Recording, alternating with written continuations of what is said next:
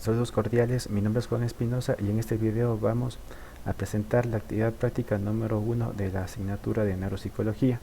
Para esta actividad se nos pidió que desarrollemos una maqueta del encéfalo, el cerebelo y el tronco encefálico con sus principales divisiones.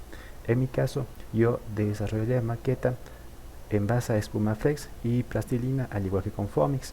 Como podemos ver, esta es una panorámica general del cerebro ya finalizado. Nos están ayudando Mario y Luigi para tener el cerebro en equilibrio.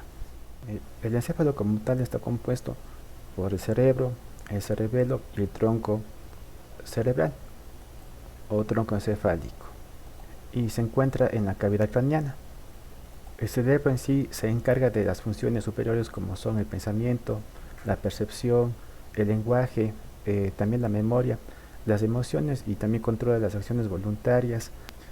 El cerebro se divide en sí en dos hemisferios, el hemisferio izquierdo y también se divide en el hemisferio derecho. Cada hemisferio controla y recibe información de la parte opuesta del cuerpo. Igualmente cada hemisferio tiene funciones y características distintas y están conectadas por una estructura llamada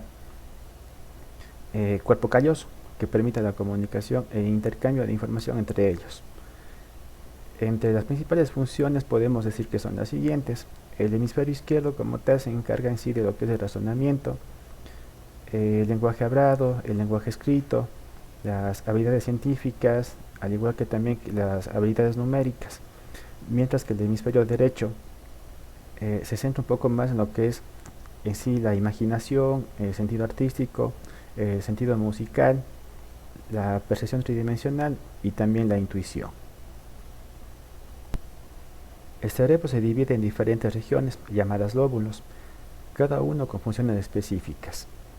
Veamos entonces, el primero es el lóbulo frontal, que vemos que la maqueta está representada con la plastilina de color azul. Este se encuentra en la parte delantera del cerebro y está involucrado en funciones ejecutivas, toma de decisiones, control de comportamiento, también la resolución de problemas, al igual que de los movimientos voluntarios.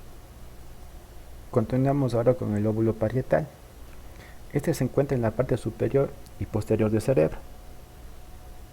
Como vemos en la maqueta, está representado con la plastilina de color tomate. Este se encarga del procesamiento de la información sensorial, también el tacto, la percepción espacial y la orientación. Continuamos con el lóbulo temporal. En este caso, este está ubicado en la parte lateral del cerebro. Y como vemos en la maqueta, está representado de color verde. Este se relaciona con la audición, el procesamiento del lenguaje comprensivo, la memoria y también con el reconocimiento de rostros o facial. Entonces continuamos con lo que es el lóbulo occipital, que sería este de acá.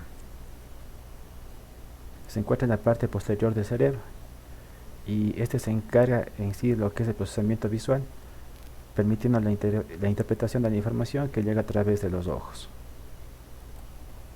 El cerebelo está situado en la parte posterior del cerebro, debajo de los hemisferios cerebrales. La función principal del cerebelo es la coordinación motora y el control del equilibrio y la postura. En la maqueta está representado con la plastilina de color café, como podemos apreciar. Continuamos ahora con la estructura interna del cerebro.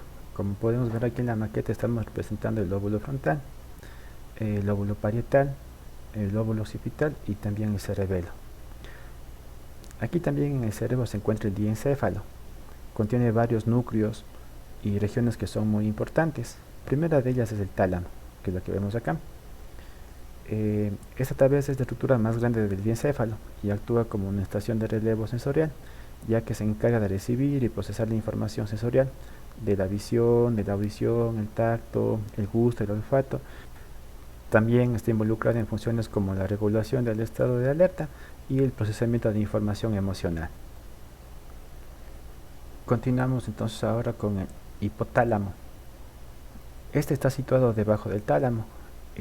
Básicamente es un centro regulador clave que controla muchas funciones del sistema endocrino y autónomo. Regula la liberación de hormonas producidas por la glándula pituitaria, lo que afecta el equilibrio hormonal, la regulación del apetito, la sed, la temperatura corporal, el ciclo de sueño, entre otras funciones vitales. Finalmente vemos por acá el hipocampo. Este es una parte esencial del sistema límbico y cumple varias funciones importantes. El hipocampo es fundamental para el aprendizaje y la adquisición de nuevas habilidades y conocimientos.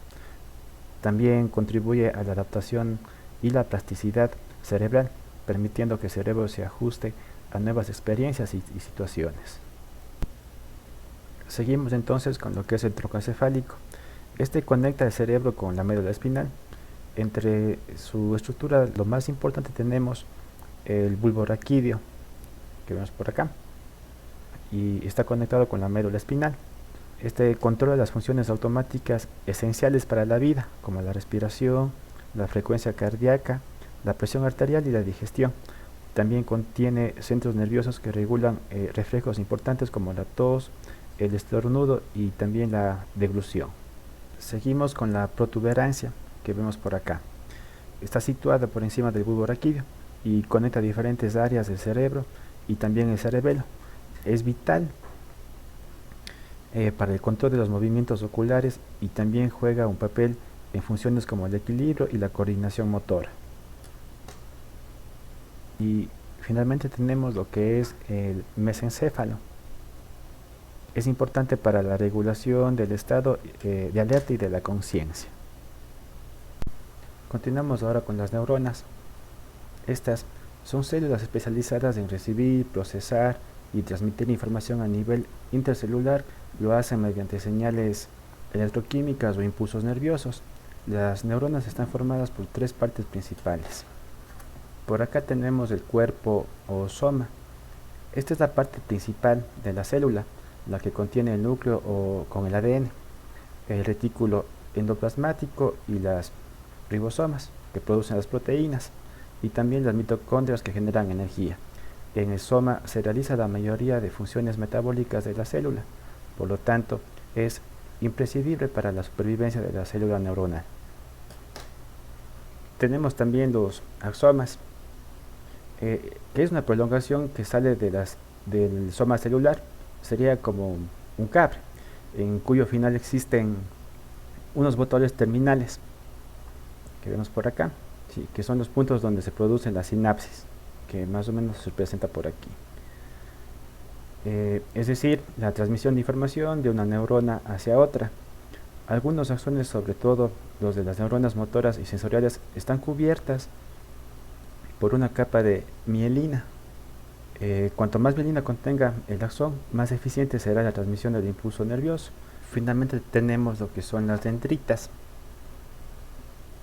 Estas son unas terminaciones nerviosas que salen desde el soma celular. Se ramifican en forma de árbol. En sí constituyen el componente principal de recepción de información y son los que posibilitan la comunicación entre dos neuronas. Y finalmente tenemos lo que son las células gliales. Básicamente son el tipo de célula más abundante en el sistema nervioso central. Tiene la capacidad de dividirse en el encéfalo, adultos sobre todo. A eso se le conoce como neurogénesis, y su presencia es necesaria para el buen funcionamiento del cerebro. Desempeñan un rol en el aporte nutricional de la célula. Participan en los mecanismos de regeneración y reparación nerviosa, en los mecanismos también de inmunización. También aquí tenemos en el sistema nervioso periférico las células Schwann, la célula satelital y los macrófagos. Muchas gracias por la atención.